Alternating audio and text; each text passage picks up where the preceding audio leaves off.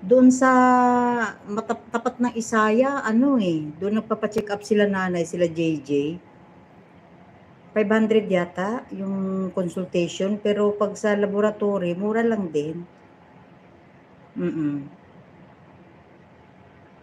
Meron ba dyan sa inyo? Mas maigi yung magpa-laboratory na lang si pastor para alam natin, 'di ba? Mas maigi nga yung ganun. Kung ano yung dapat nating kukontrolin na kainin. Oo. Pa-check up mo na lang. Hindi ako mahilig sa maalat. Saka yung patis daw, hindi daw maganda yan. Yung bagoong.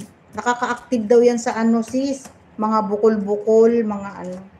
Kaya nagkakaroon tayo ng cancer. Kasi yung friend ko, na-diagnose siya ng breast cancer dito ngayon. Hindi siya talaga kumakain ng walang patis at saka bagoong. Kaya pala lumubo na yung ano niya, bukol.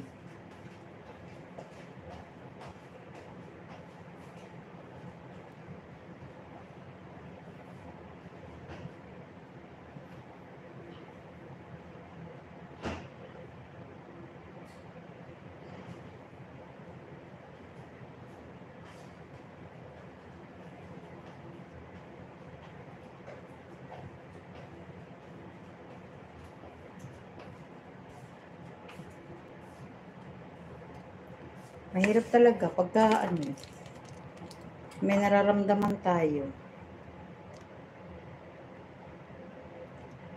3 million in the house. Mega love shoutout sa inyong lahat. And welcome to my live, Jenny 17 Vlogs.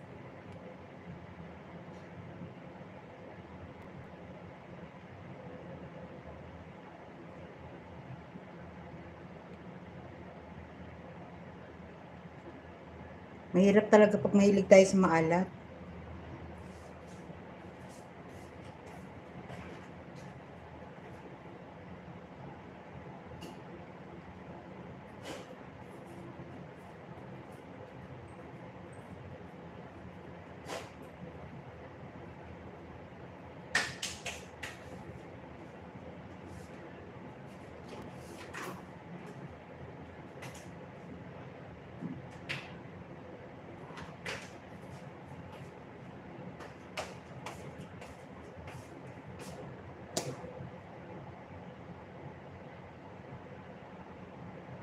Ay, hindi, oo. Hindi talaga maganda sis. Promise.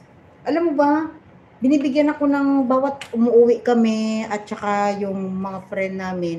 Ang madali naming babaunin is tuyo, daing, yan, alamang na yung bagoong alamang. Niluluto yan, yung merong sweet and sour, may ano sweet and spicy, mga ganun sis. Pero ako, humingi ako konti lang. Inaabot ng 2 taon sa akin yan, nakalagay sa rep. Hindi ako mahilig masyado kasi alam ko talaga lalo na high blood. High blood ako. Oo, pero kinokontrol ko. Ngayon, um, ano, mag-isang linggo na, hindi na ako uminom ng gamot sis kasi di ba nag-barley ako. Wala naman ako nararamdaman na mabigat sa ulo, mga ano, ganyan. Tsaka iwasan talaga natin yan. Totoo yan. Kasi hindi talaga ano yan, nakakapagbigay sa atin ng sakit talaga yan. Si Gigi nga, binabawalan ko yung laging ano, pagka masarap yung ulam na prito, mga ano, may sawsawan siya. Binabawalan ko kaya. Kaso lang minsan nagtigas ulo eh.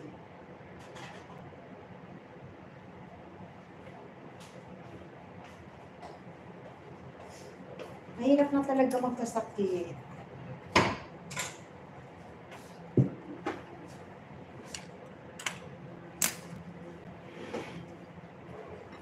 Kasi alam mo naman tayo, bibig natin talaga, walang pili ang bibig natin. Hanggat gusto nating kainin at lalo na masarap sa panlasa natin, ay nako, talagang hindi natin tatantanan yan. Pero ako sis, kahit pupunta kami ng restaurant, yung mga ganun, maano kami, nagkokontrol talaga ako.